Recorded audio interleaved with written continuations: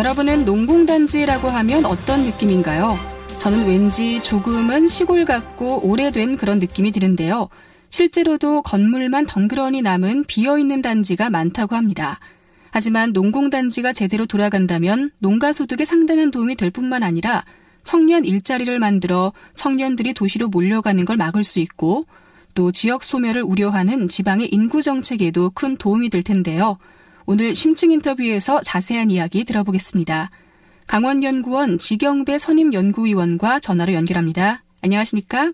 네, 안녕하세요. 네, 먼저 농공단지라는 게 뭔지 자세하게 설명부터 부탁드리겠습니다. 네, 농공단지 역사는 오래됐습니다.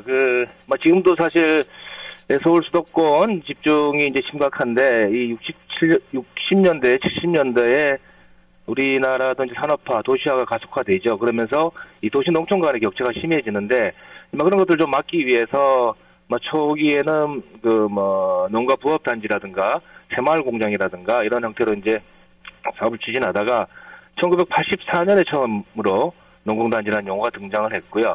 그때 전국에 7개 시범농공단지를 시작으로 해서 했는데, 이제 우리 강원도 같은 경우는 횡성에 묵계 농공단지가 이 7개 시범농공단지에 들어가 있었고요. 그래서 농어촌 지역의 공장을 집단으로 이렇게 유치시킴으로써 농촌 주민들의 어떤 취업을 유도하고 인구 유출을 방지하기 위한 그런 목적으로 실시가 됐고요.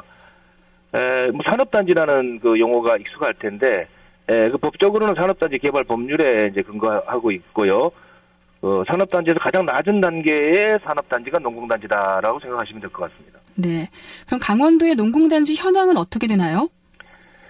지금 농공단지가 이제 18개 시군인데 강원도가 동해 같은 경우는 이제 국가산업단지가 있어요. 그래서 동해는 이제 제외하고요. 동해는 농공단지가 없어요. 그래서 17개 시도에 걸쳐서 43개가 지금 강원도에는 농공단지가 조성되어 있고요.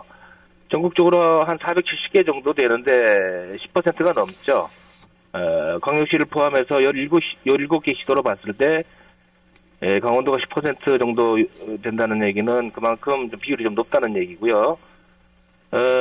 시군별로 봤을 때는 강릉은 제가 알기로 2개가 있는 걸로 알고 있어요. 주문진 농공단지라고 해서 1, 2 농공단지 2개가 있는 걸로 알고 있고요. 춘천이 제일 많습니다. 춘천이 한 5개 정도 되고요. 원주, 행성, 저기 서계 4개, 3개 정도 돼서, 농공단지가 조성되어 있습니다. 네. 그런데 지금 강원도 농공단지가 그렇게 잘 돌아가고 있는 것 같진 않거든요. 현재 상황은 어떤가요? 예, 그래서 이번에 저희들이 이제 조사를 했어요.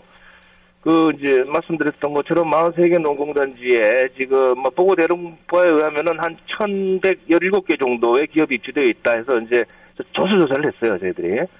강원도하고 저희 연구원하고 같이 했는데, 일단은 좀 근본적인 문제가 있었어요. 조사를 1,117개를 다 들렸는데, 이 중에서 과반수 정도가 운영되지 않거나, 이 조사 거부로 나타났거든요.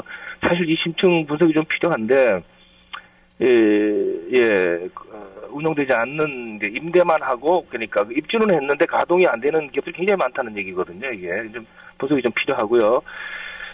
업종별로 봤을 때도 음식료, 그러니까 음식 가공 이런 쪽이 한 30% 정도 되고요. 전기 전자가 한 21% 정도로 해서 업종도 사실 전기 전자 식음료가 70%로 이 업종이 몰려 있고요. 종업원 수도 봤을 때 20인 미만 업체가 70%를 넘고 좀 영세한 기업들이 많다는 얘기죠. 그래서 연령별로 봤을 때도 20, 30대 청년층도 한 35% 정도로 좀 낮고요. 또 이제 중요한 게 이 근속연수인데 5년 미만 근무하신 분들이 65%로 굉장히 높게 비율을 차지하고 있어요. 이런 얘기는 이제 고용 안정성이라든가 이런 데 문제가 있는 것 같고요. 그다음에 또 비숙련공의 비율이 높다고 볼 수가 있는 거죠. 상당히 열악한 지금 그런 환경입니다. 네. 근데 이렇게 열악한 이유가 처음부터 제대로 된 기업을 유치하지 못했기 때문인지 그런 것도 좀 궁금해요. 이게 사실 근본적인 문제가 가지고 있는 게 농공단지예요.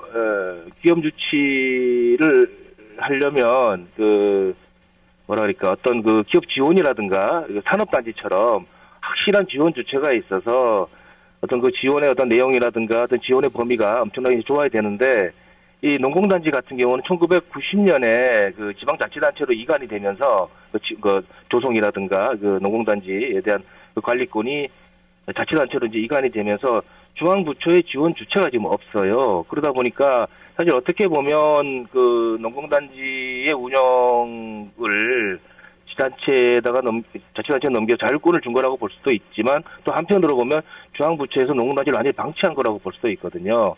그런 맥락에서 봤을 때 한 지원 주체가 없다 보니까 그 지원에 대한 어떤 그 내용들이 굉장히 열악하고 또 산발적으로 이렇게 지원되고 있고, 또 내부적인 요소도 분명히 있습니다. 지방자치단체에서 사실 관심을 가지고 농공단지 관심을 가지고 이제 지원하고 육성하고 하는 그런 이제 지자체는 농공단지가 잘 가동이 되고 잘 운영이 되는데, 뭐 관심이 없는 그런 지자체에서는 농공단지가 거의 뭐 애물단지 이렇게 전락하는 그런 부분이 있기 때문에 사실 중앙부처의 잘못도 하고 그 지자체의 어떤 그런 그 관심 소홀 이런 부분들이 복합돼서 좀 이렇게 잘 돌아가지 않는 게 아닌가 생각을 하고 있습니다. 그렇군요.